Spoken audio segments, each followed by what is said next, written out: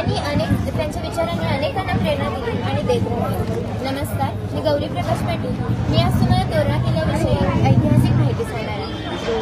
तोरणा किल्ला कोणी व कधी बांधला याचा पुरावा आज उपलब्ध नाही, परंतु किल्ल्यावरील लेण्यांच्या आणि मंदिरांच्या अवशेषांनुसार हा किल्ला शैव पथांचा आश्रम असावा। शिवाजी महाराजांनी वयाच्या अवघ्या 16व्या वर्षी 1646 मध्ये हा किल्ला स्वराज्यात सामील केला।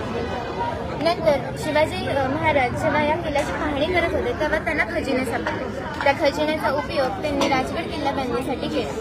पुरंदराच्या तहामध्ये जे 23 मुघलांकडे मुघलांना दिले त्यापैकी पुरंदर हा महाराजांकडेच राहिला। मराठी साम्राज्याच्या इतिहासात तोरणा किल्ल्याला खूप महत्त्व आहे।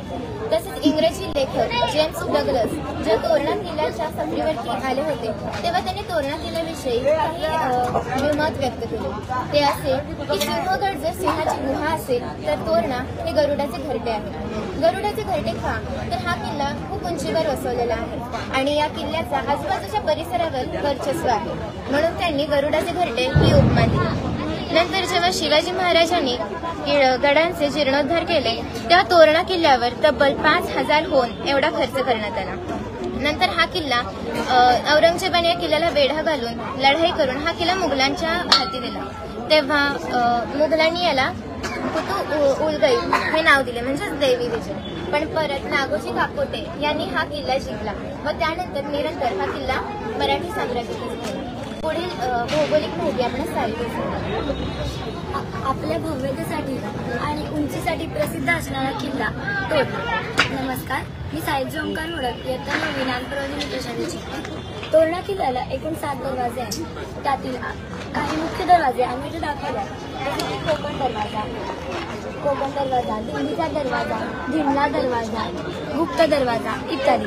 कोकण दरवाजा हा दरवाजा कोकणाच्या दिशेने आहे। कोकणासाठी जाण्याचा मार्ग शिवाजी महाराजांनी कोकण दरवाजाच्या मार्फत तयार केला होता। या किल्ल्याला तब्बल 47 बुरुज लागले आहेत, जसे की हनुमान बुरुज, दिंडीचा बुरुज, कोकण दरवाजाच्या शेजारील बुरुज इत्यादी। या किल्ल्यावर 2 माची आहेत, एक म्हणजे झुंजार माची आणि एक म्हणजे बुदला माची। झुंजार माचीवरनं आपल्याला आसपासचे अनेक किल्ले दिसतात, जसे की प्रतापगड, लोहगड, राजगड इत्यादी। या किल्ल्यावर बालेकिल्ला आहे। बालेकिल्ल्यावर मेंगाई देवीचे मंदिर आहे। मेंगाई देवीला सध्या तोरणाई देवी असे म्हणून देखील ओळखतात। बालेकिल्ल्यावर व बालेकिल्ल्याच्या खाली 2 सदर आहेत। सदर म्हणजे जिथे कामकाज चालते ते ठिकाण। स्वराज्याचे बरेच कामकाज या 2 सदरांवरून झाले होते। हत्तीमाळ नावाचा एक मोकळा परिसर देखील आहे। यातील चोर दरवाजा हा एकदम वेगळा चोर दरवाजा म्हणून ओळखला जातो। या किल्ल्याची उंची समुद्र सपाटीपासून 1403 मीटर उंचीवर असून जर ती फुटात मोजली तर 4603 फूट इतकी आहे। झुंजार माची ही या किल्ल्याच्या पश्चिम दिशेला आहे, तर चोर दरवाजा या किल्ल्याच्या पूर्व दिशेला आहे।